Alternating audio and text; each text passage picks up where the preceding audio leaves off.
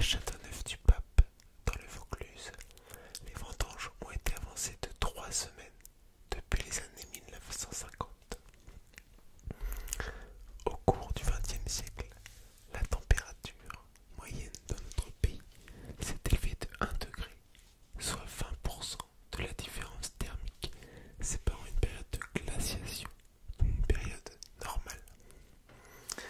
L'histoire est en marche et l'inertie du système climatique est telle qu'il n'est plus possible d'infléchir la tendance d'ici 2050. Ce qui nous attend pour le siècle à venir. Le climat sera de plus en plus chaud, les canicules vont se multiplier dans les villes et l'été sera toujours plus sec. Les précipitations devraient augmenter en hiver avec un risque accru de pluie extrême, tandis que le niveau des mers pourrait s'élever d'une 50aine de centimètres. En revanche, les gelées se feront plus rares. Du négatif, mais aussi du positif.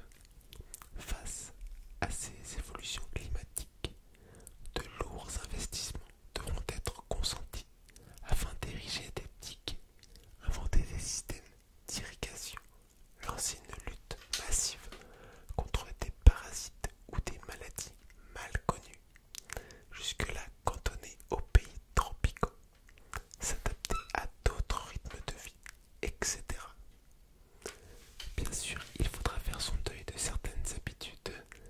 Les produits agricoles traditionnels n'auront plus forcément le même goût et des paysages typiques deviendront méconnaissables.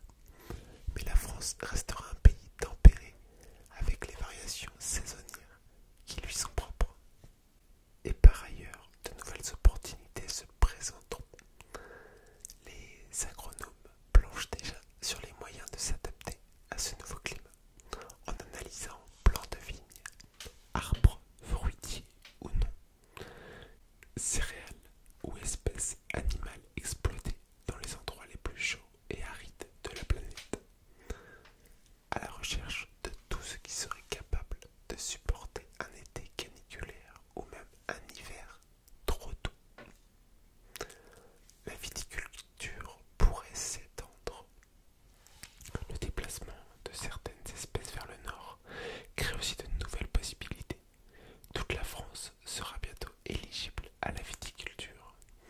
Enfin, plusieurs espèces aujourd'hui marginales sur notre territoire, comme le pin d'Alep ou le sorgho, pourraient enfin trouver la place qu'ils méritent.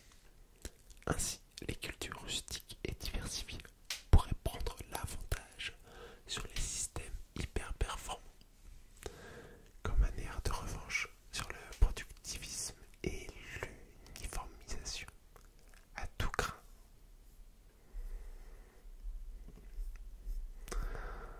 Voilà sur ce premier article pour ce qui va toucher la France. Voilà le positif, le négatif, même si pour moi je trouve qu'il y a beaucoup plus de négatif bien sûr.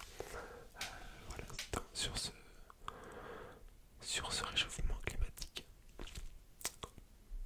Alors concernant le deuxième et la Méditerranée, la hausse des températures et la baisse des précipitations menacent particulièrement le bassin méditerranéen, avec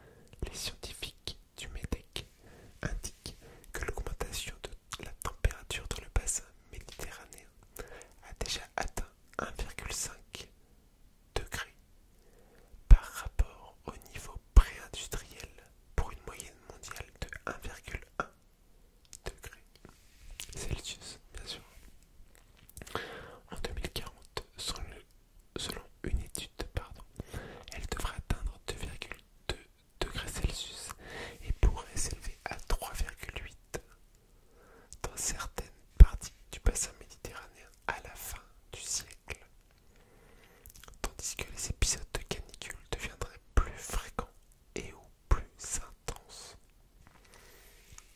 Cette hausse des températures sera accompagnée d'une réduction des précipitations dans les décennies à venir, pouvant atteindre jusqu'à 30% dans les zones comme les Balkans ou la Turquie.